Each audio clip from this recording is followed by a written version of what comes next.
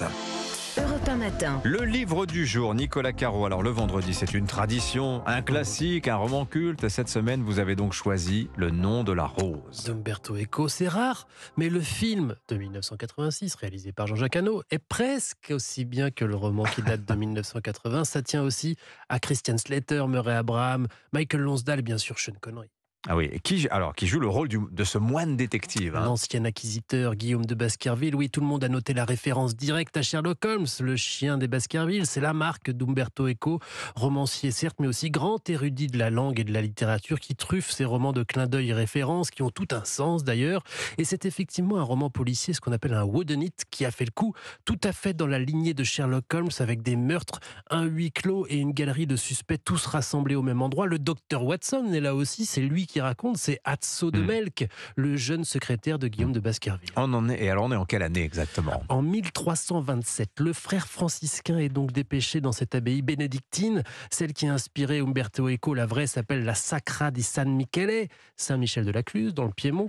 Il y a eu un crime, on a cru d'abord à un suicide, mais non. Et il y en aura d'autres. Guillaume enquête grâce à son esprit de déduction et son rationalisme, mais il est bientôt empêché par Bernard Guy, un inquisiteur dominicain, son opposé, qui met son nez là-dedans. L'enquête avance malgré tout. Et si tout ça était lié au livre, l'abbaye est reconnue pour son incroyable bibliothèque. Est-ce qu'un livre pourrait être au centre de ces crimes? 7 chapitres. Quand je vous disais qu'il se met ici et là des symboles, 7, c'est un roman incroyable à cause du nombre de niveaux de lecture. C'est complètement fou. On peut le lire 5 fois, on ne lira sans doute pas le même livre. Umberto Eco était un grand maître subtil, érudit et qui surtout, c'est quand même essentiel, savait tendre son intrigue et en faire aussi un roman policier prenant et génial. Le nom de la rose, Umberto Eco, qui est réédité chez Grasset, traduction Jean-Noël Schifano, pardon, je sais pas. Schifano, je dirais. Bon, merci Nicolas. Merci. Allez, musique à présent. Omblin Roche, Oui, évidemment. traducteur. Alors là, évidemment, l'événement cette semaine, Oui. c'est cet inédit de Johnny Hallyday, dévoilé hier après-midi. Qui pouvait s'imaginer, Dimitri, que le taulier allait encore nous surprendre? Un cri a été composé par le dernier grand complice de Johnny Hallyday, le musicien Maxime Nucci, alias Yodelis. Il est celui qui a réalisé notamment son dernier album, le posthume Mon pays, c'est l'amour.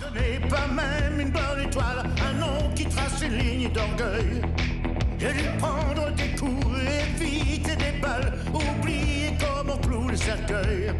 J'ai goûté la violence, oui bien avant la tendresse. J'ai connu la souffrance, l'errance et la détresse. Alors, quelle est l'histoire derrière cette chanson? Un cri, donc. C'est Yodelis qui la raconte. Quand Johnny Hallyday a appris qu'il était malade, il a souhaité enregistrer un dernier album. Yodelis lui a proposé de nouvelles chansons et dans l'eau, une seule a trouvé grâce à ses yeux. Un cri est alors enregistré avant toutes les autres. Mais pourquoi elle n'a pas été publiée également du vivant de Johnny? Elle a été oubliée, vous imaginez? Ce que je suis, je l'ai arraché à la vie. Ce que je suis qu'un cri. Oublié, incroyable, Oui. on ne peut pas le croire même. Il y a quelques mois en tout cas, dans le plus grand secret, Yodelis s'est mis à la retravailler cette chanson, à habiller la voix de l'idole d'une orchestration guitare, basse, batterie gonflée par quelques touches de cuivre.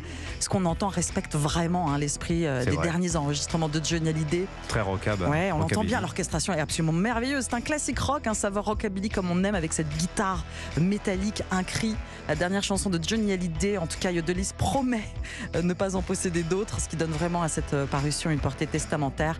La chanson longue de 3 minutes sera l'occasion de la publication d'une nouvelle compilation de Johnny qui s'appelle Made in Rock and Roll. Ce que je suis, je l'ai arraché à la vie.